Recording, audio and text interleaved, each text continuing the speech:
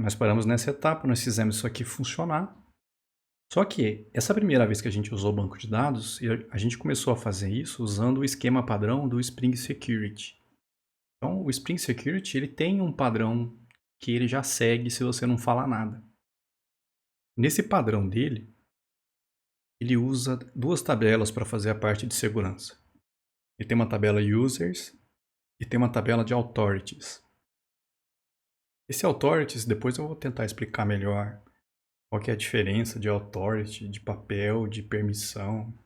Mas do jeito que a gente usou aqui nessa prática, os Authorities eram os papéis. Então você tinha o usuário com o nome de usuário e a senha, e aí tinha as autoridades que seriam os papéis dele, os roles que ele desempenhava dentro do sistema. Eu falei para vocês que esse esquema de tabelas está muito esquisito. Porque, por exemplo, na hora de inserir os usuários e os papéis dele, o que acontecia? Beleza, você colocava lá os seus usuários, e aí na hora de colocar os papéis, se algum usuário tivesse mais de um papel, começa a repetir, ó. O Diego Anisvaldo tem esse papel, o Diego Anisvaldo tem esse papel. Então, repete informação. Tá muito estranho esse esquema que eles usam aqui. Eu falei para vocês depois que a gente ia implementar isso aqui usando as nossas próprias tabelas. Por quê? Geralmente no seu sistema já vai ter alguma forma de cadastro dos seus usuários, dos seus clientes, sei lá.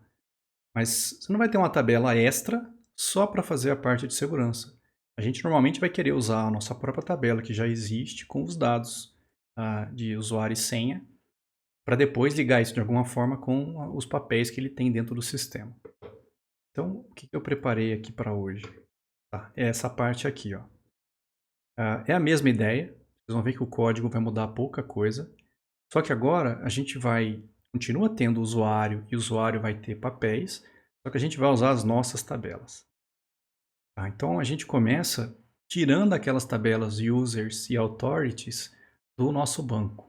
Como eu testei hoje à tarde, inclusive já tinha tirado as duas e já tinha colocado outras coisas. Mas eu vou apagar aqui. Então a ideia é que quando você for fazer essa prática, você apague aquela tabela users e apague a tabela do authorities. A gente vai deixar aqui só, no caso, o que já tinha antes do contato simples, que eram os nossos contatos. Então, remove a tabela users, remove a tabela authorities. E aí a gente vai usar um outro esquema de banco. A gente vai usar esse esquema aqui, ó.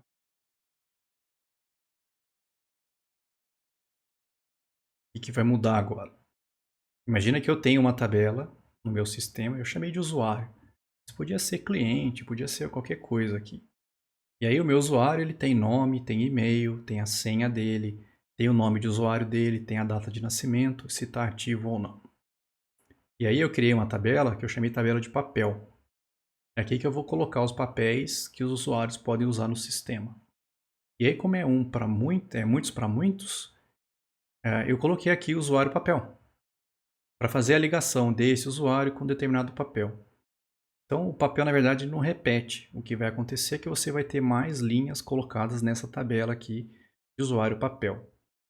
Então a gente vai pegar esse banco e vai colocar em cima do nosso contato simples.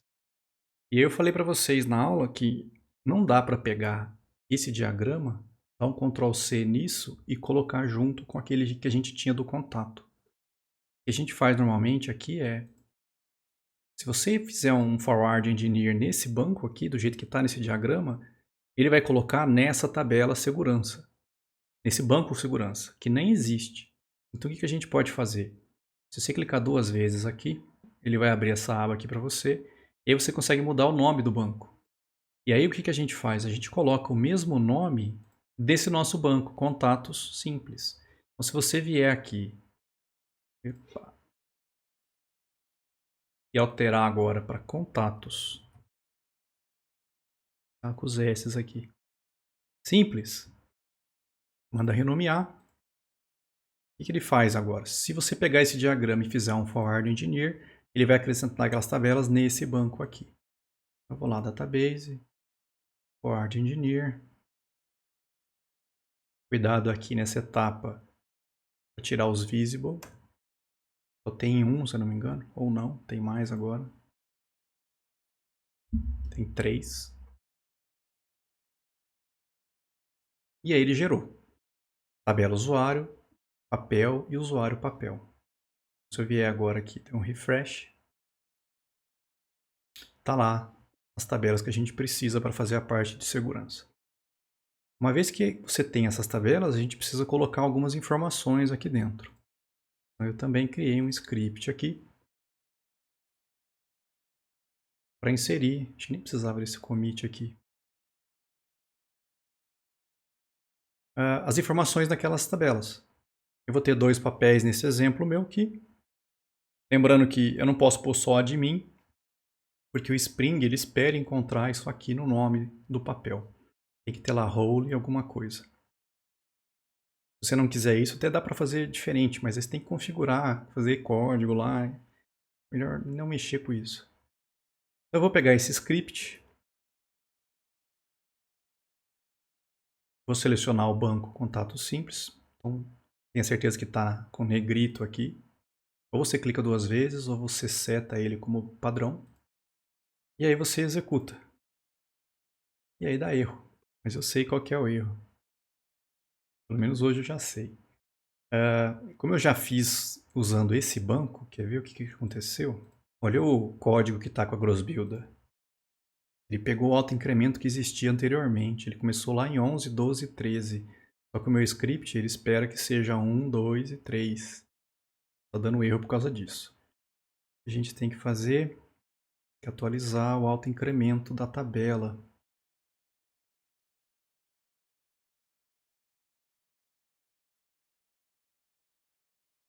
Diz ele que mudou. Usuário autoincremento igual a 1. Tentar inserir de novo o usuário aqui.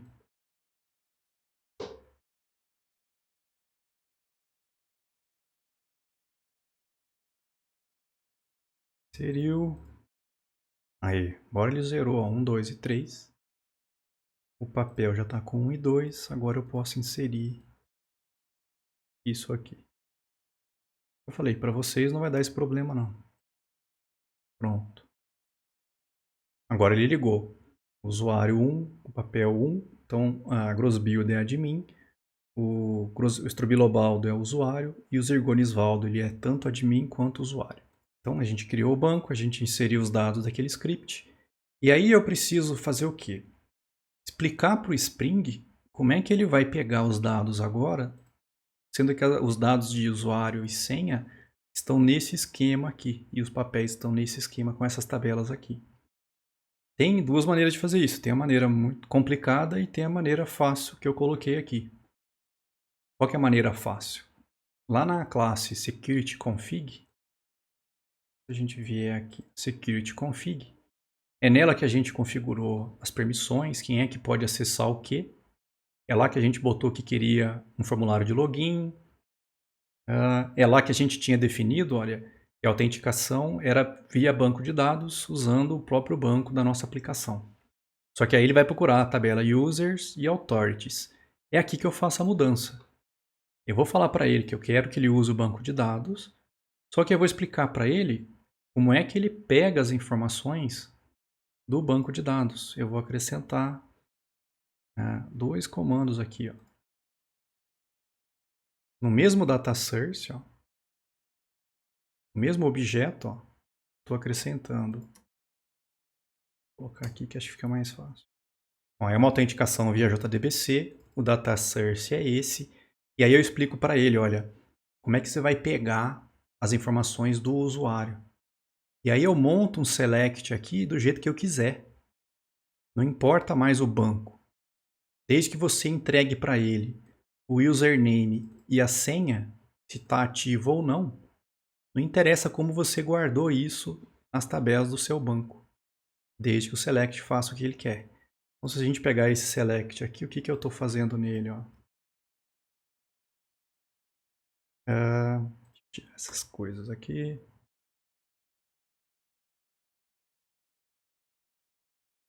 O meu select é esse. Ó. Seleciona para mim do usuário GrossBuilder. Ó, pega para mim usuário, senha e o ativo da tabela usuário, onde o usuário é igual a GrossBuilder. Aí ele traz, ó, usuário é GrossBuilder e a senha dela é essa, tá ativa. Se eu tivesse perguntado aqui o Zirgoni Isvaldo, esse é o usuário dele, essa é a senha e ele ainda está ativo. Então eu consigo botar o select que eu quiser. Então eu me livrei daquelas duas tabelas específicas do Spring. A outra coisa que eu tenho que falar para ele é como é que ele pega os authorities, como é que ele pega os papéis desse usuário que ele acabou de buscar aqui, usuário e senha. Mesmo esquema. A gente monta o select do jeito que a gente quiser aqui. Eu peguei esse select complicado pra caramba. Essas aspas. Por que esse aqui é mais chato? Porque ele envolve 3 tabelas aí. Ele tem que fazer um select. Eu entrei com o usuário GrossBuilder, por exemplo. Então ele vem nessa tabela, ele pega uma GrossBuilder, a senha é essa. Tá, mas aí quais são os papéis da GrossBuilder? Para chegar nos papéis da GrossBuilder, ele tem que passar por essa tabela também. Então eu tenho que ter uma maneira de fazer um select envolvendo essas 3 tabelas. Aqui foi feito um select com 2 inner joins. Tá, então tem uma subcarry aqui no meio só para pegar os dados da GrossBuilder, por exemplo. Vou botar aqui GrossBuilder. Então essa subcarry ela faz isso. Ó. Ela traz o usuário, GrossBuilder e o código da GrossBuilder. E aí eu uso essa linha que veio de resposta aqui, essa tabela, para fazer um inner join com a tabela que faz a ligação aqui do meio, para fazer um inner join com a tabela papel. No final das contas, o que esse cara faz? Se eu passo aqui GrossBuilder e executo, ele traz, olha, o usuário GrossBuilder tem esse papel de admin. Se eu passo aqui Zirgoni Isvaldo, ele traz que ó, o usuário de Zirgoni Isvaldo, ele tem papel de admin e de usuário. É isso que o Spring precisa receber nesse código aqui. Tá? Então, se você explicou para ele como é que faz isso, não interessa como é que está isso lá no banco. Desde que você faça o select correto para ele, tá valendo. E é só isso para mudar. Você faz a mudança no banco, põe essas duas linhas, explica o select que você quer e aí você pode testar. Vamos lembrar, mostrar todos, não? Vamos lembrar que eu também não lembro como é que estava o nosso código agora. Todo mundo podia chegar na página principal, mas para fazer qualquer coisa tinha que estar autenticado. Então eu vou tirar isso aqui.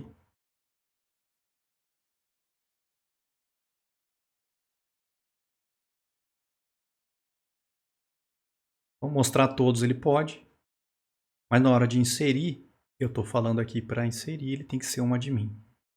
Como eu não estou autenticado ainda, ele vai pedir para eu fazer o login. E aí eu tenho que fazer login com alguém que seja admin. Se eu tentar o Strobilo Obaldo, ele não tem permissão. Ele loga, mas ele é um usuário.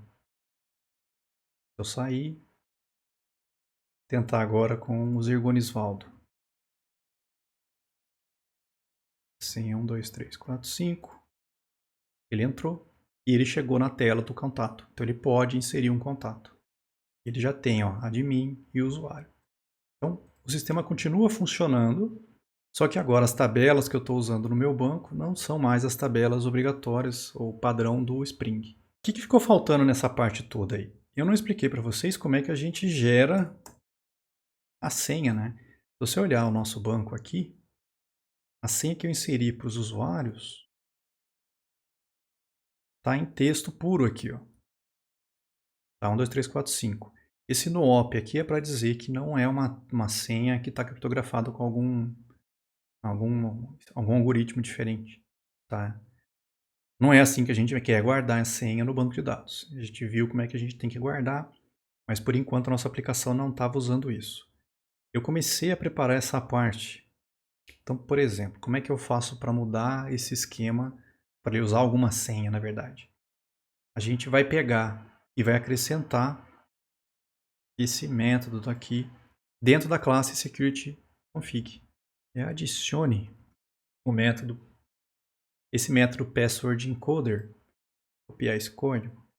Ele está grande, mas a maioria do código ele está comentado. Então eu colei esse método password encoder aqui, Ctrl Shift O, já arrumou tudo. Qual que é a ideia? Esse método ele devolve um componente, um bin do Spring. Por quê? Em alguma etapa em que o Spring está inicializando, ele precisa buscar um password encoder. Então ele vai encontrar esse método, ele sabe que esse método é o que devolve o bin e retorna para ele um encoder de password aí. Tá? Então esse método é onde eu falo para o Spring o que eu quero que ele use para criptografar ou para fazer o encode das minhas senhas. E aí eu coloquei várias maneiras que a gente poderia estar usando aqui. Tem 4 maneiras diferentes aqui. Primeira delas, você poderia passar um encoder fixo. Tá? Então eu podia escolher algum encoder do Spring, criar esse objeto do encoder do Spring que eu quero e retornar ele. Tá? Essa é uma maneira. E aí o seu sistema vai funcionar para esse encoder que você colocou aqui. Outra maneira que você poderia fazer isso, como o Spring ele aceita vários algoritmos aí de codificação de senha, ele tem uma classe aqui, deixa eu só copiar isso aqui, e aí dá para vocês verem. Shift O. Epa. Abra o help. Isso. Ele tem vários que ele aceita. Ele pode usar o bcrypt, ele pode usar LDAP, MD5, MD4, o NOP que a gente está usando. Ele aceita o algoritmo PBKDF2, o scrypt, SH256 e ele aceita o Argon 2 também. Ele aceita vários deles.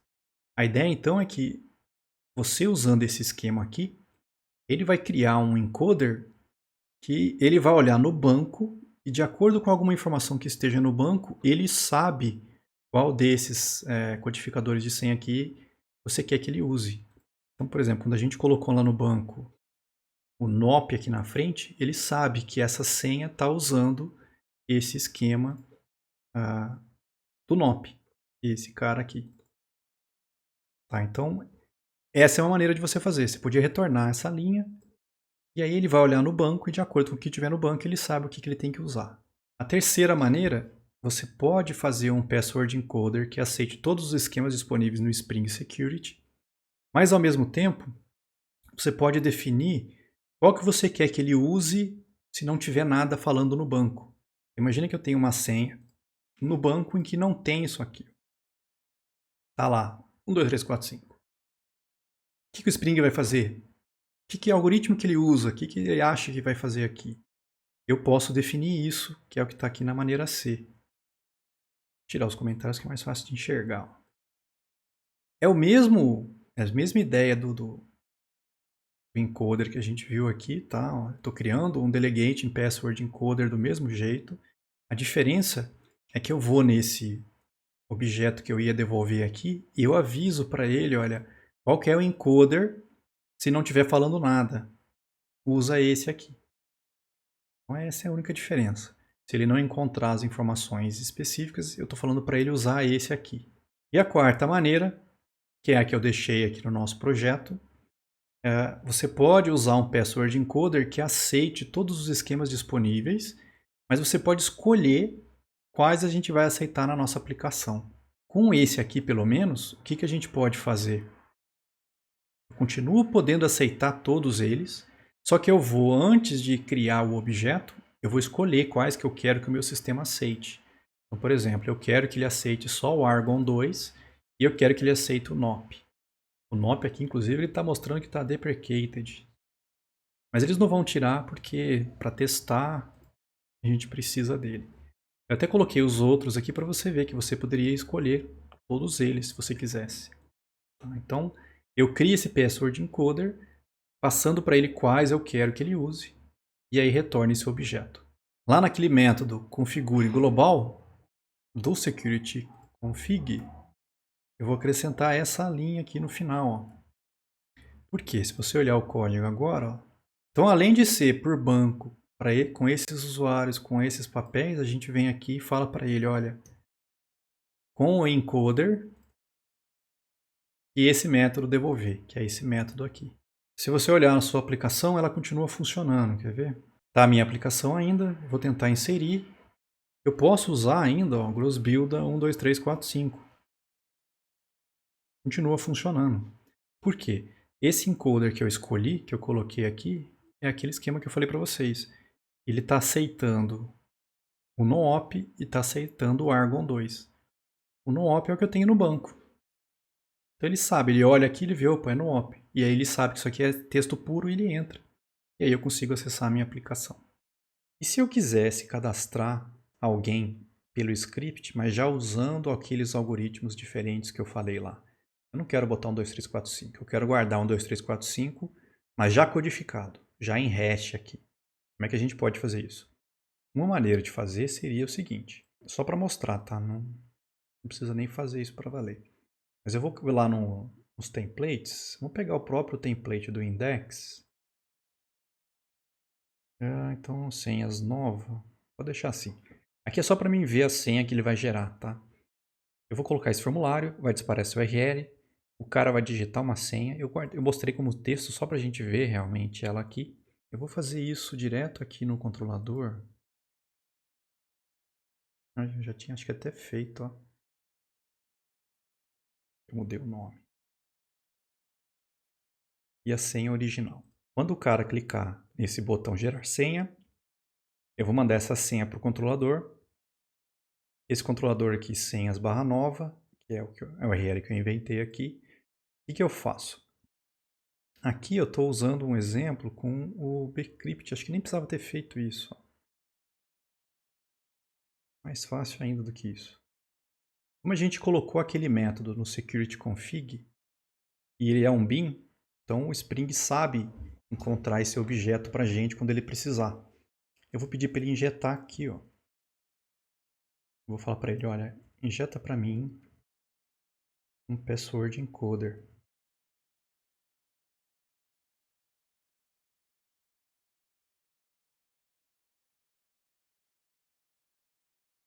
Password, tudo errado aqui, beleza? Então o Spring vai injetar para mim o que esse método devolver.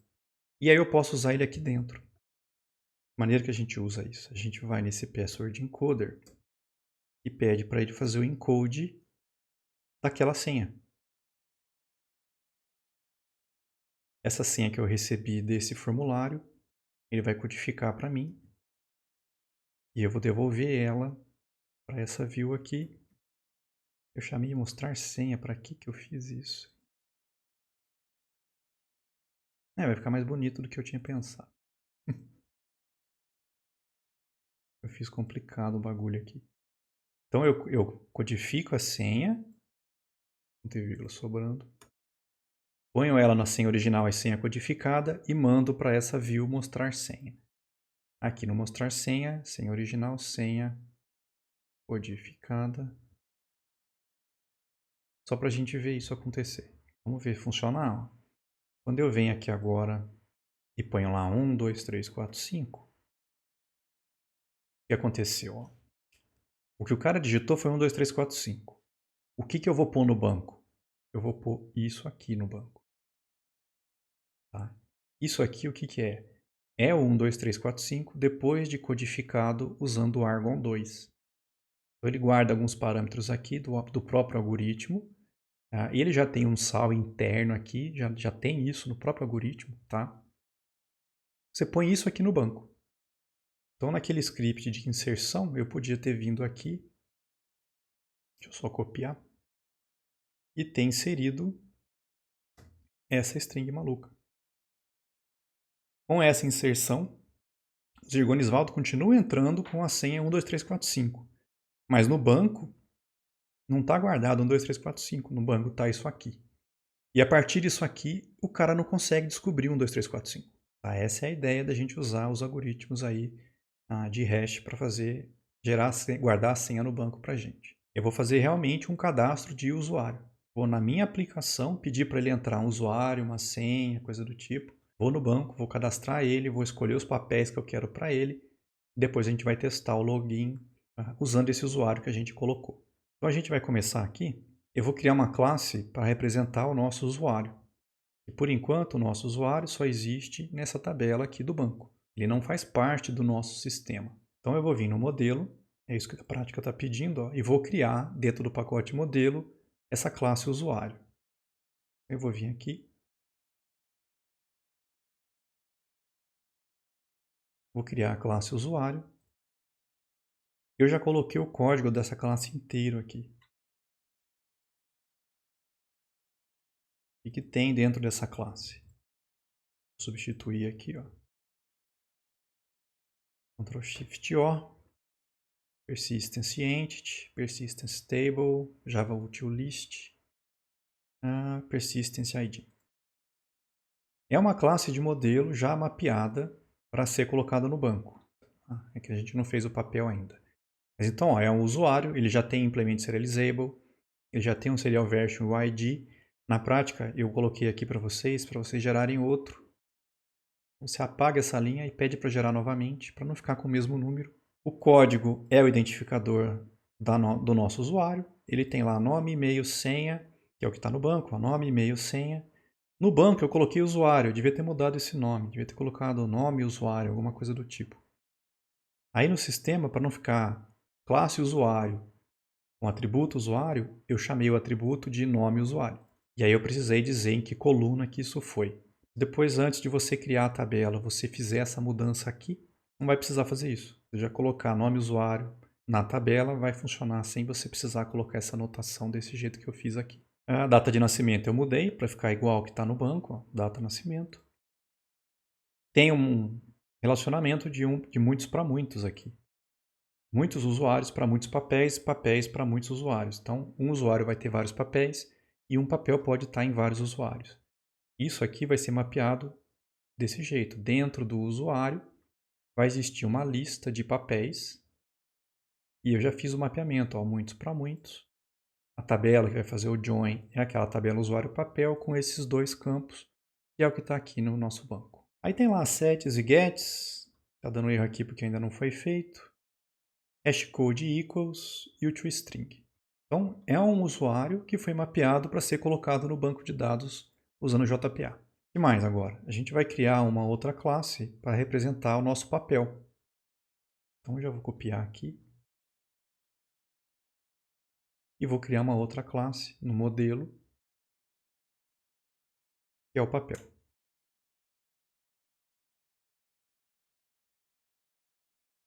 Javax Persistence, Table, ID. O que tem lá na classe papel? É a mesma coisa agora. Eu vou fazer uma classe para representar esse cara do banco. Ele vai ter um código e um nome. Está lá, o código é a chave, é o identificador e o nome. É uma entidade, já tem o serializable. Se quiser mudar esse serial version e o ID é uma boa. Sets e gets equals hashcode e toString. Então é uma classe pronta para ser mapeada aí no banco para a gente. Agora que eu tenho as classes prontas, eu tenho que ter uma forma de acessar isso dentro do banco de dados. Como é que a gente acessa o banco? Bom, a gente tem que ter um repositório. Agora tem que ter uma maneira de eu fazer com que usuários e papéis acessem o banco, ou sejam persistidos no banco. Persistência fica lá em repositório. Então eu vou criar o quê? Eu vou criar uma nova interface, eu vou chamar aqui de usuário repository, nesse pacote repository. Então uma nova classe, uma nova interface, desculpa. Usuário repository. E ela só vai ter, por enquanto, essa assinatura. Só de eu ter criado a interface com herança de JPA repository, com relação à entidade usuário com a chave long, eu já posso escrever no banco, buscar no banco, remover do banco e coisa do tipo. Já está feito isso, o Spring vai criar para mim. Eu vou fazer a mesma coisa para o papel. Eu vou criar lá um papel repository. Também é uma interface. Do mesmo jeito.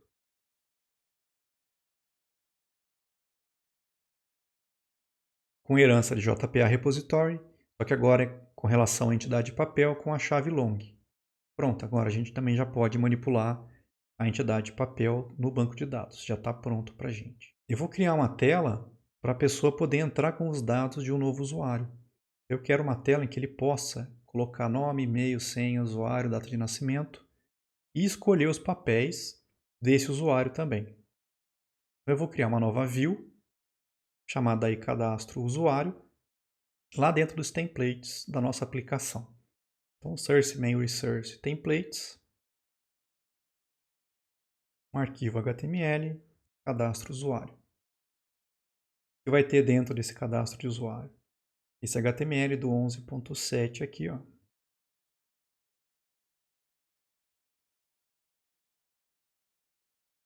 Colei aqui dentro. Então, ó, é um formulário onde ele vai entrar o nome, e-mail, senha, o nome do usuário, a data de nascimento. E aí a parte importante aqui são os papéis. Quando eu for fazer o cadastro desse usuário, eu quero que na mesma tela a pessoa possa escolher quais são os papéis que esse usuário vai ter dentro do meu sistema. Tá, então já vou explicar isso aqui já. Ele vai vir já ligado a esse objeto do atributo usuário. Então, quando alguém chamar essa view, já vai mandar para ele um usuário. Quando você submeter esse formulário, eu vou para essa URL usuário novo. Por enquanto não existe ninguém para receber isso. Os campos desse form já estão ligados a esse objeto que a gente recebeu. Então, se já vier alguma informação daqui, já vai aparecer dentro dos campos. Tá?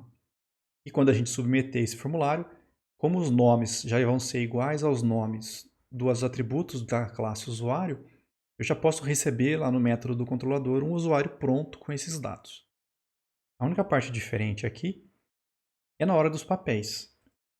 Além de mandar um objeto usuário para essa view, eu também vou mandar uma lista com todos os papéis disponíveis no banco de dados.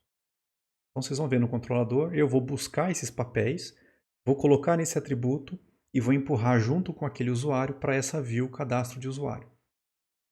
Como é uma lista de papéis, eu estou usando aqui um THIT para percorrer essa lista.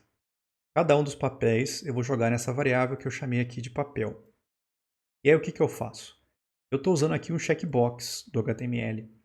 Eu vou criar um checkbox para cada papel que eu tiver no banco de dados. Esse checkbox ele já está relacionado com aquele list de papéis, de papel, né, que a gente tem dentro do usuário.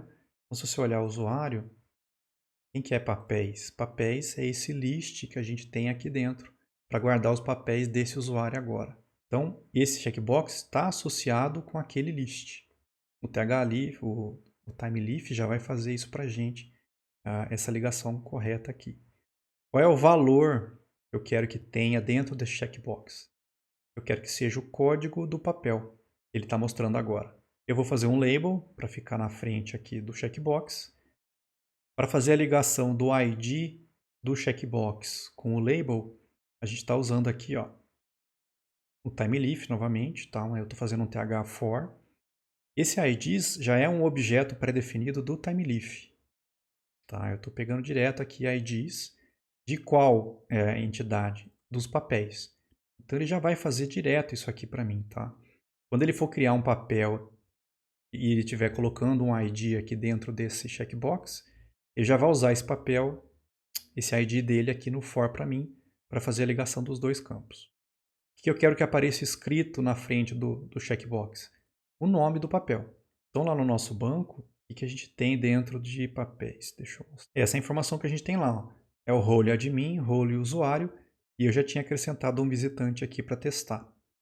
Esses três papéis, ou seja, esse texto que está aqui, é o que vai aparecer na frente de cada um dos checkboxes dentro desse div aqui. E o cara pode escolher qual é o papel que ele quer para esse usuário que ele está cadastrando agora. Ele vai pedir para cadastrar, vai disparar essa URL aqui.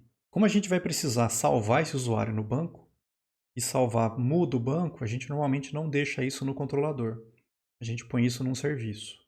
Então eu vou criar uma nova classe que vai ser esse cadastro usuário service.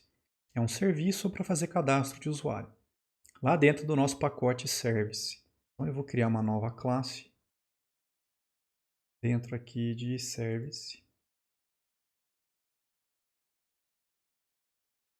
cadastro usuário Service. E o que esse serviço vai ter lá dentro? Esse código aqui. O Shift-O é o nosso logger. O transaction é o do Spring, cuidado aqui. O que esse cadastro usuário service faz? Ó, ele tem um método aqui, ó, salvar. Eu vou passar para ele um objeto usuário. O que ele vai fazer com esse objeto? Ó, ele vai usar o repositório do usuário, que a gente acabou de criar aqui. A gente vai usar esse repositório para salvar esse usuário no banco. É isso que esse serviço está fazendo. Ele recebe um objeto usuário e joga ele no banco. Lá na nossa view principal, aí no index, eu vou acrescentar alguém para disparar esse processo todo. Então eu vou vir aqui nesse template do index, colocar aqui, ó. Eu vou colocar um link. Quando ele clicar nesse link cadastrar novo usuário, ele vai disparar a URL usuário/novo. Essa URL ainda não tem aonde chegar. O que eu vou fazer? Eu vou criar um controlador específico para manipular o usuário. Então eu vou criar uma nova classe chamada usuário controller.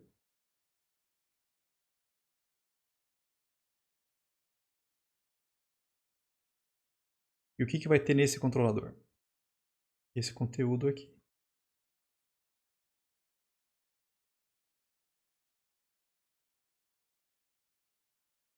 Ctrl Shift O, o nosso logger, Java Util List. Então, ó, quando ele entrar usuário novo, bom, o usuário vai cair nesse controlador, /novo. Como ele está vindo de um get, é um link, ele vai cair aqui nesse get mapping e vai disparar para mim o direcionar cadastro usuário. Então ele clica nesse link. O que o controlador vai fazer?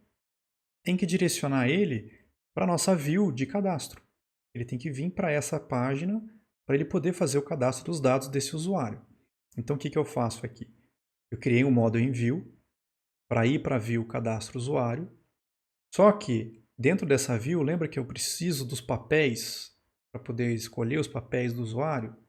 Então aqui, antes de simplesmente encaminhar, eu vou usar aquele repositório de papel que a gente criou. Vou pedir para o Spring fazer a injeção dele aqui para mim. E aí eu uso o repositório para buscar todos os papéis.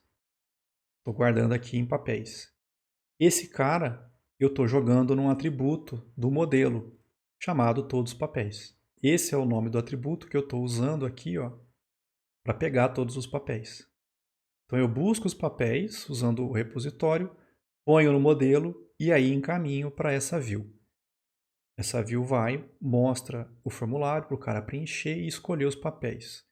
Quando ele terminou de preencher, ele dispara de novo ao usuário novo. Só que agora, embora seja a mesma URL, não vai vir como get, vai vir como se fosse um post.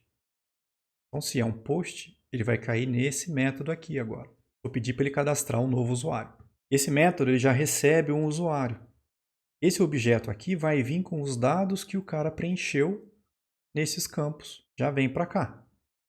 Inclusive, esse usuário já vem com os papéis que o cara escolheu aqui. Já vai ser automático. Só de ter feito essa ligação usando o thfield aqui, nos papéis desse usuário, o objeto que eu recebo aqui já tem os papéis escolhidos aqui dentro. O que eu faço dentro desse método? Bom, eu vou cadastrar esse usuário. Aqui, como eu não coloquei ainda, eu não coloquei validação nessas classes ainda. Então, o nosso usuário não tem validação, o nosso papel não tem validação. Como eu não fiz a validação, aqui eu tive que fazer um teste para esse usuário não chegar sem papéis. Por quê? Como são checkbox que vão aparecer aqui, checkbox não tem restrição. Se você quiser deixar todos eles desmarcados, ele pode. Só que o cara não pode ser cadastrado no sistema sem um papel. Então aqui, antes de fazer o cadastro, eu peguei os papéis e vi se estava vazio. Se está vazio, se não está vazio, é porque eu posso fazer o cadastro. Como é que eu faço o cadastro? Primeiro eu vou mudar o ativo desse objeto. Lembra que o usuário ele tem um campo boolean para dizer se esse usuário está ativo ou não. se ele pode ser usado ou não. Então eu mudo esse valor para true porque o padrão da nossa classe usuário seria falso. Eu mudo para verdadeiro aqui. E aí eu mudo a senha dele, porque até esse momento que chega aqui, a senha que está guardada nesse objeto é a senha que ele digitou em modo texto lá na nossa página. Não é isso que eu quero guardar. Então eu mudo a senha desse usuário usando aquele password encoder do jeito que eu falei para vocês, ó, injetado aqui. Ó. Então o Spring vai colocar um password encoder, eu uso ele para codificar a senha atual dentro do objeto e põe a nova senha de volta no objeto. Então dessa linha para frente, esse usuário já está com a senha codificada usando o algoritmo que a gente escolheu. Agora que esse objeto está pronto, eu uso aquele serviço também injetado aqui pelo Spring para salvar esse usuário no banco. Salvei o usuário no banco. Como a gente fez uma mudança no banco, eu não posso fazer um encaminhamento. Eu tenho que fazer um redirecionamento. Então aqui no final eu faço um redirect e eu estou mandando voltar para a própria URL usuário novo. Então o usuário novo, agora como vai ser um get, eu vou disparar de novo esse cara aqui. Então eu vou voltar para a mesma página original do cadastro. Podia ter mudado, mandado ele pular para o index. Aqui eu deixei para voltar para cá, porque provavelmente quando a gente fizer a validação nisso, vai voltar para a mesma página. E se o cara não escolheu papéis? Se ele não escolheu papéis, nós estamos com um problema aqui, certo? Eu tenho que voltar para a página de cadastro com os dados que ele já tinha preenchido antes, mas que estão com erro. Você não pode perder. É chato pra caramba quando você vai fazer um cadastro, aí você erra alguma coisa, volta para a tela de cadastro e perdeu tudo que você preencheu. Não pode acontecer isso. Então aqui o que eu vou fazer? Como eu tenho que voltar para a tela de cadastro, e a tela de cadastro precisa dos papéis, de novo eu tenho que ir lá e buscar esses papéis para colocar num atributo dentro do modo envio. Eu não criei ele aqui. Eu criei depois de usar, olha que beleza que está a prática. Então, ó, se ele não escolheu papéis, eu venho para cá, busco os papéis do banco novamente. Está buscando mais de uma vez, isso não é tão interessante. De repente, como os papéis do banco não vão ser alterados, seria interessante ter buscado esses papéis uma vez e jogado na seção, por exemplo, do usuário. E aí você não precisaria fazer a busca no banco novamente, você podia pegar aqui da seção direto. Não foi assim que eu coloquei. Do jeito que está aqui, eu busco de novo. Ponho num atributo todos os papéis e volto ele, faço o encaminhamento para o cadastro de usuário. Então eu volto para essa página para ele realmente escolher os papéis que ele precisa colocar aqui. Eu criei o controlador, só que agora eu não quero que qualquer um faça cadastro de usuário. Eu quero que só o administrador faça isso. Então a gente vai lá na Security Config e vamos acrescentar só essa linha aqui. Ó. Lá na Security Config. Nessa configuração aqui eu vou acrescentar mais uma linha. Ó. Por quê? Só pode chamar usuário novo se for um admin. Aqui eu botei uma mensagem, se você quiser acompanhar algumas informações de login a respeito de segurança, você pode ir lá naquele arquivo de configuração de login e colocar esse logger lá dentro. E aí dá para testar. Então a gente vai fazer um cadastro de usuário, tentando escolher papéis diferentes e ver se a gente consegue usar esses usuários para entrar no sistema. Eu vou executar o sistema.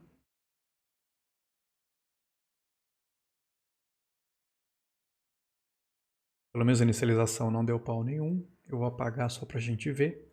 Essa é a nossa tela. Ficou bem feio, né? Tá lá a nossa aplicação. Não tem ninguém logado. Se eu tentar cadastrar um novo usuário, como eu coloquei aquela restrição, vai pedir para eu fazer login. E tem que ser um administrador. Então, se eu tentar entrar com o Strobi Lobaldo, eu não tenho permissão. Ele logou, mas ele não tem permissão de cadastro de usuário. Se eu tentar fazer um cadastro de usuário com a Grosbuilder, aí a Grosbuilder, ela é admin. Esses dados da Grosbuilder eu ainda estou entrando com 2345 e no banco ainda está com 2345, tá, moçada? Ó, porque quando eu criei esses usuários no banco eu estava usando o NoOp. Continua funcionando, mesmo depois de todas essas mudanças, continua aceitando um 2345 porque a gente configurou um password encoder que aceita o no-op também, tá? Vou logar com a Grosbuilder, aí sim, ó, eu cheguei na tela de cadastro de usuário. O que ele fez? Se você olhar lá no login, já vai ter um monte de coisa a mais. Mas a gente consegue ver que ele fez um select para pegar os papéis, tá? Para poder mostrar esses papéis aqui para mim, ó. Então, se você olhar o código fonte, eu consigo ver que ele fez os 3 checkboxes aqui, ó. Papéis 1, 2 e 3 para ligar no for, tá? Todos eles do papéis, então é o mesmo objeto, cada um com um role diferente, que é o texto, e um valor diferente, que é o código. E aí eu vou cadastrar um usuário. Vou cadastrar a Ana. Eu vou colocar 1, 2, 3, 4, 5, para não esquecer. Usuário eu vou chamar de Ana. Data de nascimento, ela nasceu anteontem. Para não dar trabalho. E aí eu preciso escolher papel. Por exemplo, eu vou falar que a Ana é um usuário normal. Vamos cadastrar. Não deu erro, mas ele fez o insert para a gente. Ó. Como é que eu sei que cadastrou? Se a gente fizer a busca aqui agora, ó, a Ana está no banco. Mais do que isso, ó, a Ana não está com a senha 12345 escrita aqui. Está com a senha 12345 codificada usando o Argon 2. Então agora está salva a senha, ninguém consegue achar a senha da Ana mais. E ela pode ser usada agora para fazer login. Se eu voltar agora na aplicação, eu vou sair da Grosbuilder e aí vou fazer um login agora usando a Ana. Usuário é Ana, 12345. Entrou. A Ana é um usuário. Ela não consegue nem inserir contato, nem inserir novos usuários. Eu vou sair, vou voltar com a Grosbuilder.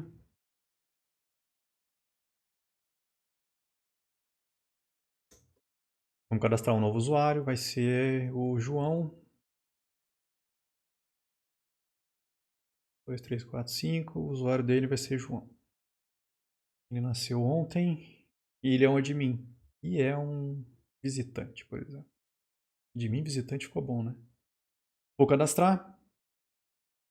Vou voltar para a página inicial. Eu ainda estou logado com uma Grosbuilder, vou sair. Vou entrar agora com o João, 12345.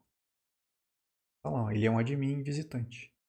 Ele consegue inserir contato, ele consegue inserir novos usuários. A gente já olhou no banco para ver que a senha que está sendo guardada, inclusive agora do João, está codificado.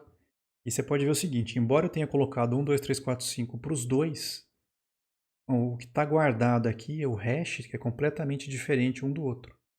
Porque o algoritmo é feito para isso. Lembra que ele tem um sal, ele tem uma série de coisas aqui para guardar coisa diferente.